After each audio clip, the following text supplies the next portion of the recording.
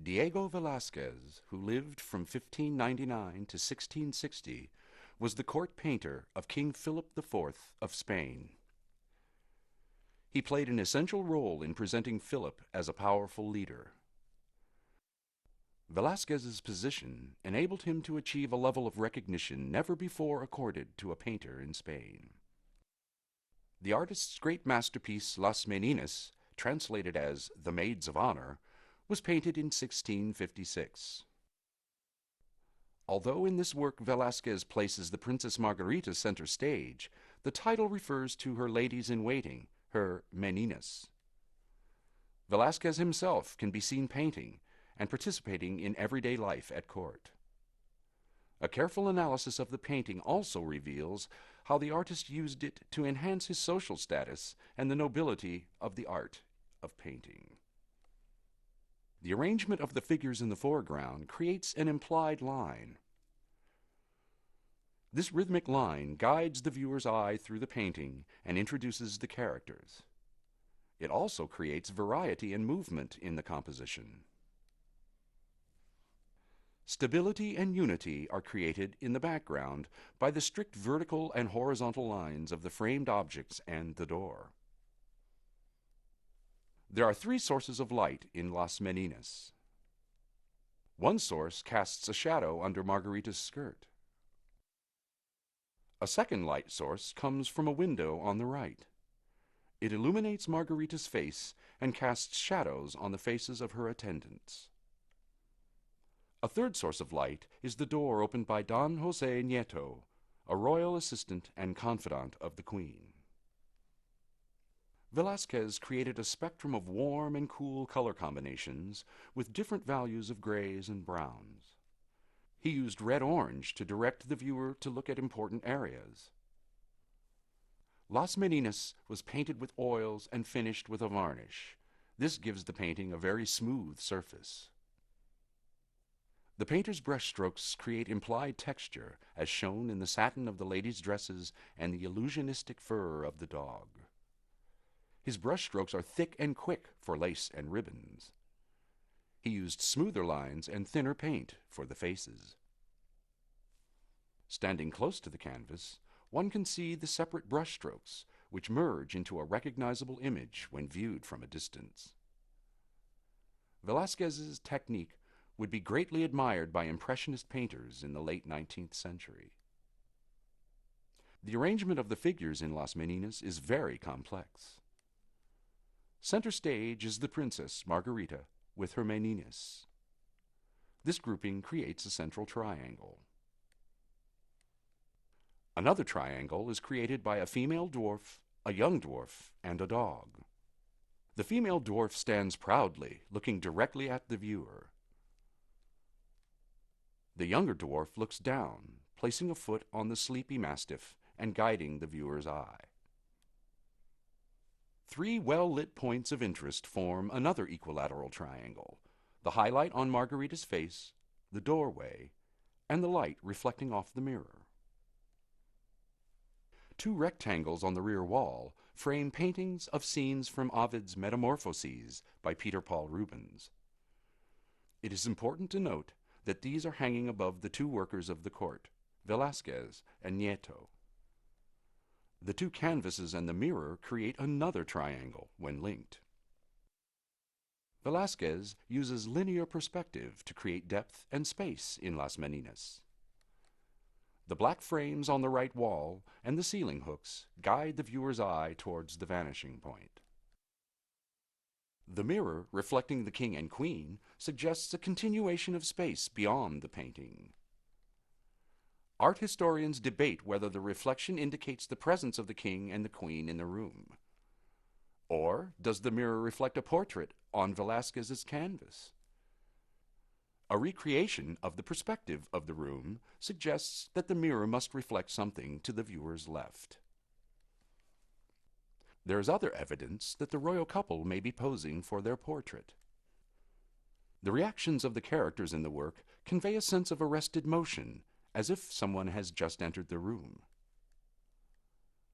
The figures show signs of respect.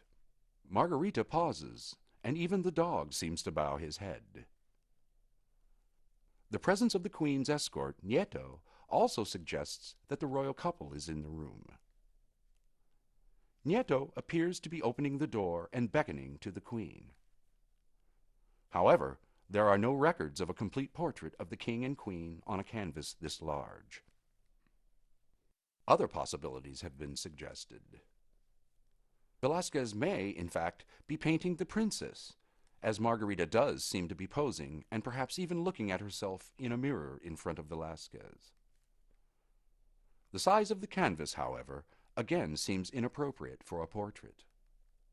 Las Meninas measures 10.5 feet tall by 9 feet wide. An analysis of the proportions of Las Meninas suggests that the large canvas shown within it is the same size as the painting itself. Scale and proportion enhance the illusion of space in Las Meninas. Velázquez is the tallest of the figures.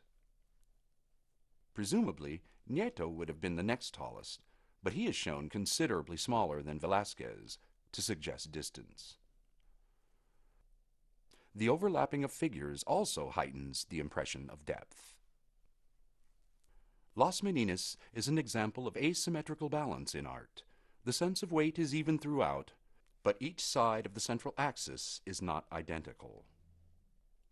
The smaller area of light coming from the right balances the enormous canvas on the left. On the left, Velázquez is large and in the foreground. Nieto is much smaller and located at the vanishing point. Balance to the composition is provided by Nieto's position in front of the light of the doorway. The repetition of elements in a painting often creates a rhythm. For example, the dark picture frames create rhythm through the repetition of line. The repeated triangles in the composition connect the foreground and the background, creating another rhythm. In Las Meninas, Velázquez uses touches of bright red-orange to guide the viewer's eye and also create rhythm. Emphasis, more than any of the other principles of art, can often bring the viewer closest to the artist's intention. This is certainly true of Las Meninas. In this complex composition, Velázquez draws the viewer's attention to several focal points, but the princess is the first figure to be noticed. The artist places her on the central axis, shines the brightest light directly on her, and dresses her in the brightest white. The other characters seem to surround and serve her. Velázquez also draws attention to himself. He has paused to step back from the canvas to look out at the viewer. He stands next to the large canvas and is the tallest figure in the scene. The red cross on his chest is another focal point. It would have been inappropriate for the painter to be in a portrait with the king. Instead, Velázquez places himself in the presence of the princess and subtly suggests the king and queen by placing them in the mirror. Although the princess is the main focal point, the true power is given to the viewer. 6 of the characters stare directly out at us.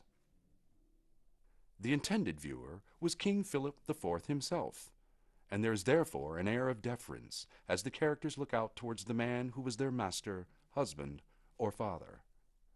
This portrait would have hung in the king's study. Las Meninas also tells us something very personal about Velázquez.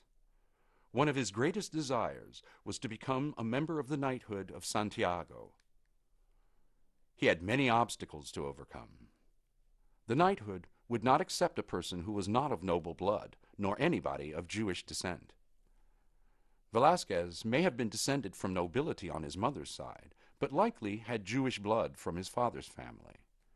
Although many witnesses were called to swear that Velázquez was of pure blood, the knighthood still refused to accept him as a member because he earned a living from painting, a manual trade. Velázquez needed to prove that painting was a noble intellectual art and created Las Meninas as evidence.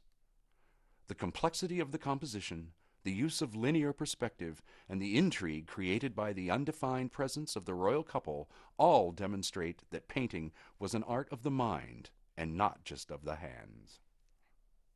The purpose of Las Meninas was to enhance the status of the artist. The presence of the royal family in his studio endorses the painter's art. Velázquez had attended the ceremony in which King Philip had knighted Rubens in 1631. By including works of Rubens in Las Meninas, Velázquez would have reminded the viewer that painters were eligible for knighthood. The king himself obtained special permission from the Pope in Rome to admit Velázquez to the knighthood of Santiago in 1658. Velázquez died 2 years later. The cross of the Order of Santiago was added to Las Meninas on the king's orders after Velázquez's death. Legend says the king himself painted the cross.